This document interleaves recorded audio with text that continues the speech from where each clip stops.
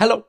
So it's time for my best reads of 2022 list. Now, this is the best books that I read in 2022, not the best books released in 2022. To avoid this video lasting an absolute age, I am going to try and keep this as clean and as sharp as possible. But knowing me, there's probably going to be a fair amount of waffle.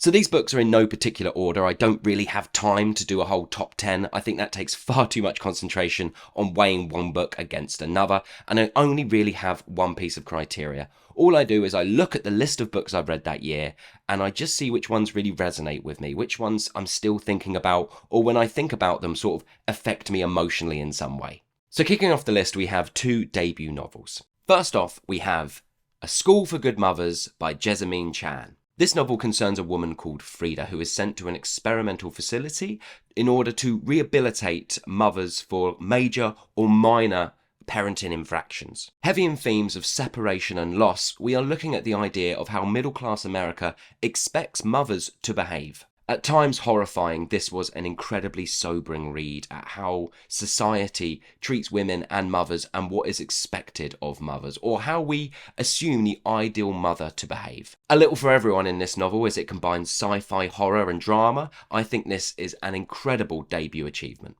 Next up is Our Wives Under the Sea by Julia Armfield. A short gothic horror novel dealing with themes of metamorphosis, losing someone and grief. A dual perspective structure in which we follow a married couple before and after an incident. And after that incident, one of the couple has changed drastically. At times funny, at times sad, but always kind of horrifying in its undertones, this is an incredible debut achievement, a must read. Next up is Shadow of the Wind by Carlos Zafón. I'm probably butchering that name. Now this book took me far too long to read considering how many people had told me it is their favourite ever book. A story within a story. Set in the 1940s, we follow a young boy called Daniel as he's taken to a cemetery of forgotten books by his dad. When in there, he connects with this book, but it turns out that he's not the only person who has found a connection with this book or is connected to this book in some way. We then follow Daniel as he meets a colourful cast of characters as he is slowly trying to unravel the mysteries of the stranger who is following him, trying to get hold of the book, but also the origins of the book itself. Packed with twists and turns, I was smiling, laughing, crying. This just has something for everyone. I would say it's magical realism at its best as it had me guessing and intrigued throughout its entirety. Part coming of age story, part historical fiction and part fantasy, there is just so much to love within this book. Apart from some of the Magee moments, which were a little troubling at times, I just love this book and it made me want to book a ticket to Barcelona straight away. Next up is Andy Weir's Project Hail Mary. Without a doubt, the best sci-fi book I read this year. Set in the near future, this novel follows Ryland Grace, a middle school teacher turned astronaut who wakes up from a coma light years away from Earth. He's suffering with amnesia, but he slowly realises that he's been sent to the Tau Ceti solar system in order to reverse a solar dimming event that could mean the extinction of humanity. This book was just so much bloody fun. It was so much fun, and at the end had me crying my eyes out. It is astonishing, and I truly mean this, astonishing how Andy Weir can break down astrophysics into layman's terms without ever pandering to the reader or kind of diminishing the structure or the story taking place. I was just blown away by this book in every way. Next we have A Little Life by Hanya Yanagihara, dealing with themes of male relationships, trauma, found family, friendship, disability and suicide. This was one hell of a heavy read. We follow a group of friends as they've just finished college and they're moving into their first apartment flat in New York City.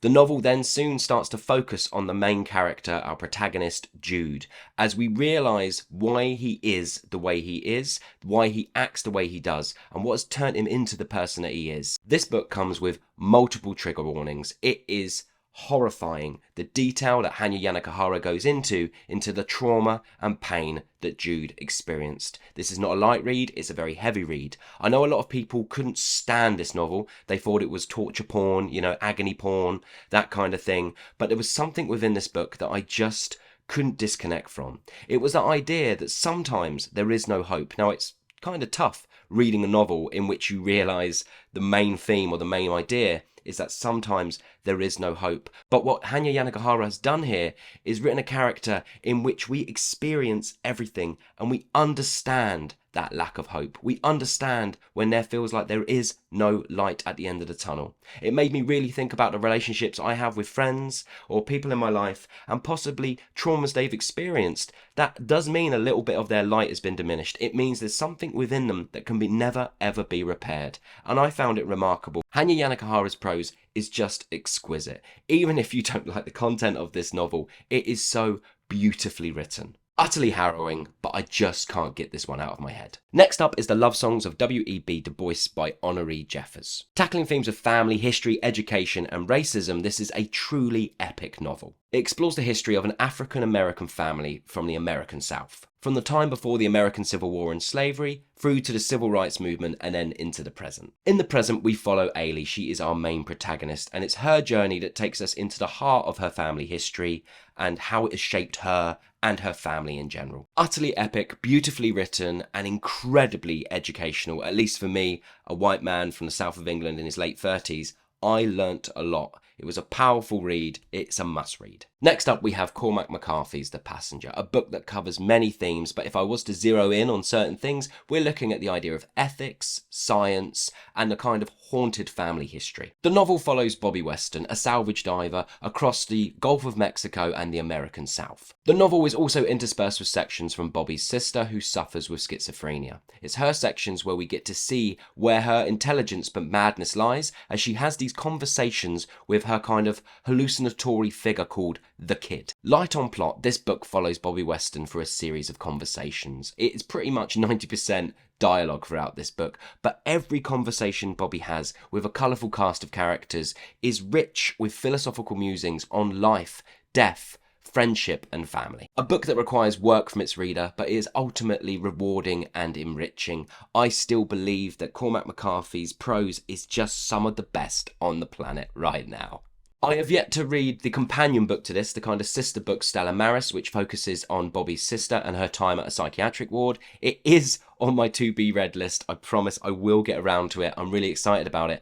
But I made myself a promise that I wouldn't buy any more new books until Christmas was over. You've got to draw the line somewhere.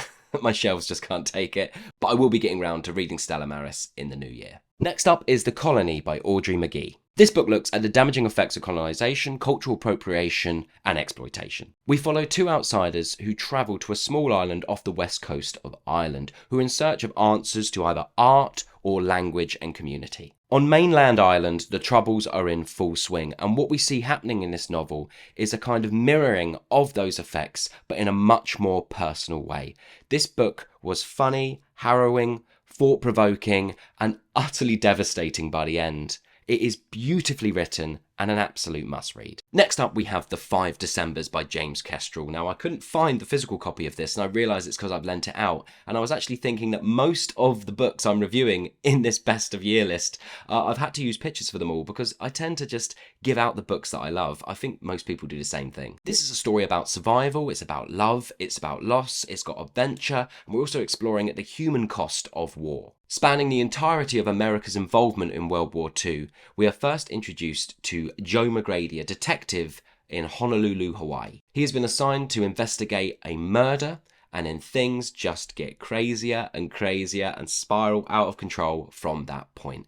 Epic in scope, but also taking the time to slow things down. This was a truly unique read, and things did not play out the way I imagined they would.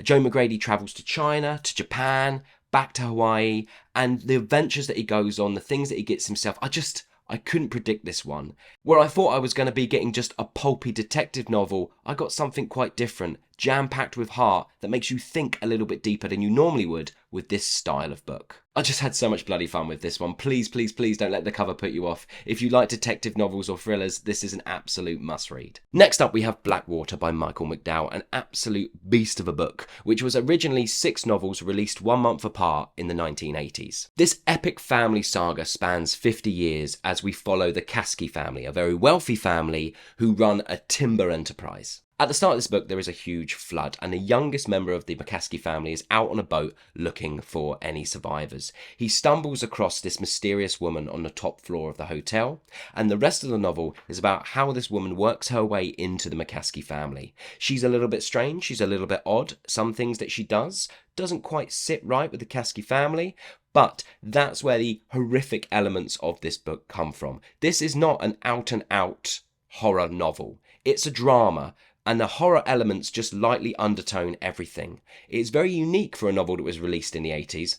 Novels of the 80s tended to be out and out, kind of in your face, guts and gore, whereas this plays things very differently.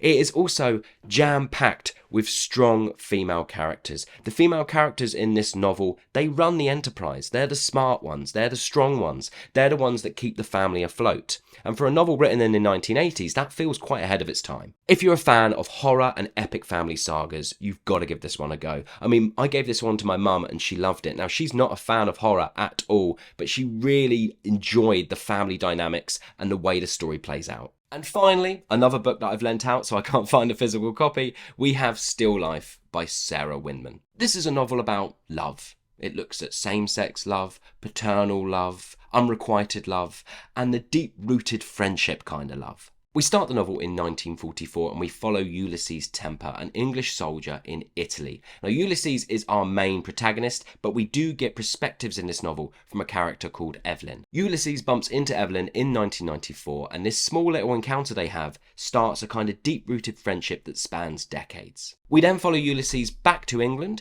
where we are introduced to a colourful cast of characters, and from that point on, we mainly follow Ulysses and his travels and his journeys with his found family. This book is jam-packed, and I mean jam-packed, with heart and whimsy. Now, if you don't like whimsy, you might not like this book, but I love it. I just fell in love with every single character. This book had me laughing, crying, and smiling throughout its entirety. So there you go, that was my favourite reads of 2022. Please let me know if you have read any of the books I've mentioned and what you thought of them, but also more importantly, please let me know your favourite reads of 2022, and I might add them to my upcoming 2023 to be read list. I just want to say quickly thank you so much to everyone who has subscribed, everyone who comments on the videos. I really do appreciate it. It really brightens my day when I see someone's commented, and even if they disliked the book that I've read, I do like just having that discussion with them. It's kind of why I'm doing what I'm doing, so thank you so much to the people who do that. I hope you've had a great reading year, and I probably might be dropping one more video before the end of the year, but either way, happy holiday season everybody, and yeah, I'll see you all on the next one.